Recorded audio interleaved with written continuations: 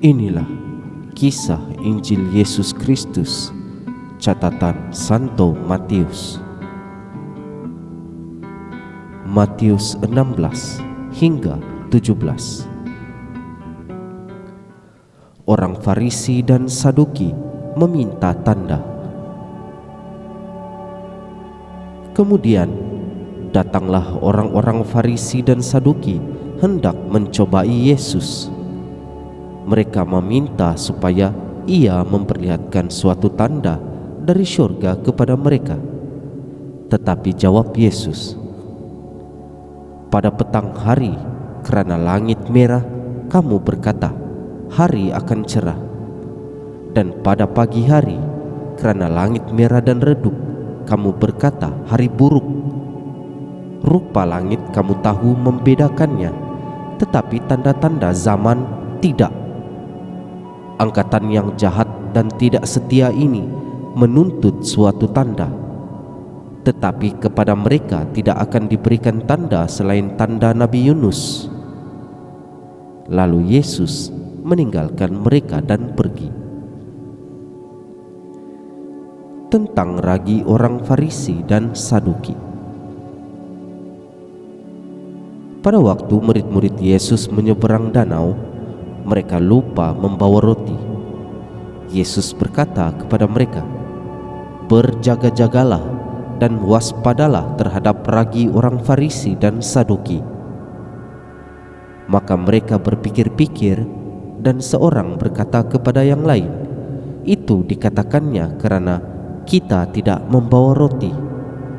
Dan ketika Yesus mengetahui apa yang mereka perbincangkan, ia berkata, "Mengapa kamu memperbincangkan soal tidak ada roti?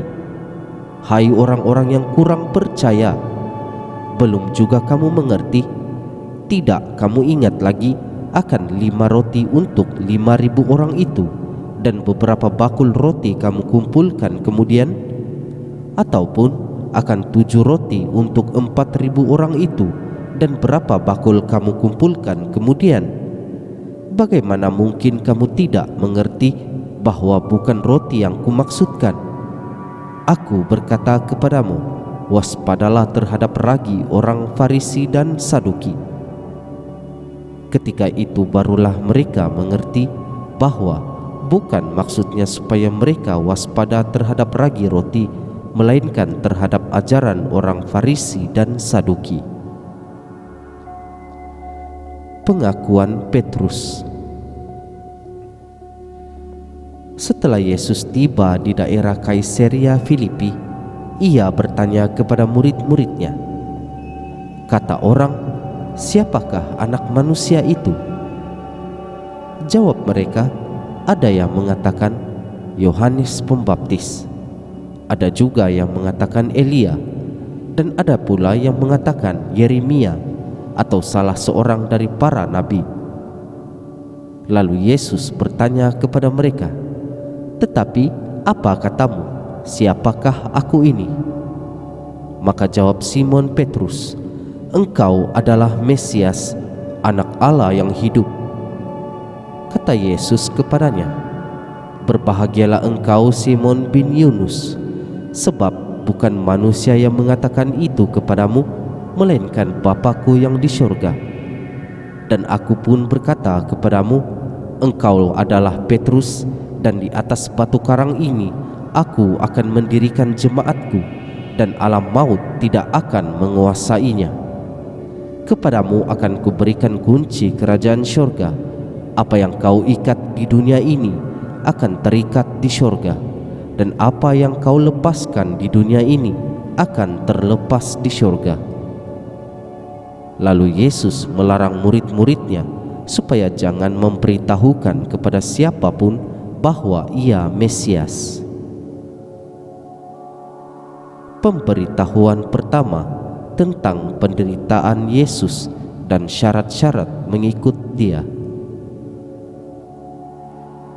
Sejak waktu itu, Yesus mulai menyatakan kepada murid-muridnya bahwa ia harus pergi ke Yerusalem dan menanggung banyak penderitaan dari pihak tua-tua, imam-imam kepala, dan ahli-ahli Taurat, lalu dibunuh dan dibangkitkan pada hari ketiga. Tetapi Petrus menarik Yesus ke samping dan menegur dia. Katanya, "Tuhan, kiranya Allah menjauhkan hal itu. Hal itu sekali-kali takkan menimpa engkau." Maka Yesus berpaling dan berkata kepada Petrus, "Enyalah iblis, engkau suatu batu sandungan bagiku, sebab engkau bukan memikirkan apa yang dipikirkan Allah, melainkan apa yang dipikirkan manusia." Lalu Yesus berkata kepada murid-muridnya, "Setiap orang yang mahu mengikut aku, ia harus menyangkal dirinya, memikul salibnya dan mengikut aku. Kerana barang siapa mau menyelamatkan nyawanya, ia akan kehilangan nyawanya. Tetapi barang siapa kehilang nyawanya kerana aku, ia akan memperolehnya. Apa gunanya seorang memperoleh seluruh dunia tetapi kehilangan nyawanya? Dan apakah yang dapat diberikannya sebagai ganti nyawanya? Sebab Anak Manusia akan datang dalam kemuliaan Bapanya, diiringi malaikat-malaikatnya. Pada waktu itu ia akan membalas setiap orang yang menurut perbuatannya. Aku berkata kepadamu, sesungguhnya di antara orang yang hadir di sini ada yang tidak akan mati sebelum mereka melihat Anak Manusia datang sebagai Raja dalam kerajaannya." Yesus dimuliakan di atas gunung. 6 hari kemudian, Yesus membawa Petrus, Yakobus, dan Yohanes saudaranya, dan bersama-sama dengan mereka ia naik ke sebuah gunung yang tinggi. Di situ mereka sendiri saja. Lalu Yesus berubah rupa di depan mata mereka. Wajahnya bercahaya seperti matahari dan pakaiannya menjadi putih bersinar seperti terang. Maka nampak kepada mereka Musa dan Elia sedang berbicara dengan dia. Kata Petrus kepada Yesus, "Tuhan, betapa bahagianya kami berada di tempat ini. Jika Engkau mau, biarlah kudirikan di sini 3 kemah, satu untuk Engkau, satu untuk Musa, dan satu untuk Elia." Dan tiba-tiba sedang ia berkata-kata, turunlah awan yang terang menaungi mereka, dan dari dalam awan itu terdengar suara yang berkata, "Inilah anak yang kukasihi, kepadanyalah aku berkenan, dengarkanlah dia." Mendengar itu tersungkurlah murid-muridnya dan mereka sangat ketakutan. Lalu Yesus datang kepada mereka dan menyentuh mereka sambil berkata, "Berdirilah, jangan takut." Dan ketika mereka mengangkat kepala, mereka tidak melihat seorang pun kecuali Yesus seorang diri. Pada waktu mereka turun dari gunung itu, Yesus berpesan kepada mereka, "Jangan kamu ceritakan penglihatan itu kepada seorang pun sebelum Anak Manusia dibangkitkan dari antara orang mati." Lalu murid-muridnya bertanya kepadanya, "Kalau demikian, mengapa ahli-ahli Taurat berkata bahwa Elia harus datang dahulu?" Jawab Yesus, "Memang Elia akan datang dan memulihkan segala sesuatu. Dan aku berkata kepadamu, Elia sudah datang, tetapi orang tidak mengenal dia dan memperlakukannya menurut kehendak mereka. Demikian juga Anak Manusia akan menderita oleh mereka." Pada waktu itu mengertilah murid-murid Yesus bahwa ia berbicara tentang Yohanes Pembaptis. Yesus menyembuhkan seorang anak muda yang sakit ayan. Ketika Yesus dan murid-muridnya kembali kepada orang banyak itu, datanglah seorang mendapatkan Yesus dan menyembah. Katanya, "Tuhan, kasihanilah anakku. Ia sakit ayan dan sangat menderita. Ia sering jatuh ke dalam api dan juga sering ke dalam air. Aku sudah membawanya kepada murid-muridmu, tetapi mereka tidak dapat menyembuhkannya." Maka kata Yesus, Hai kamu angkatan yang tidak percaya dan yang sesat, berapa lama lagi aku harus tinggal di antara kamu?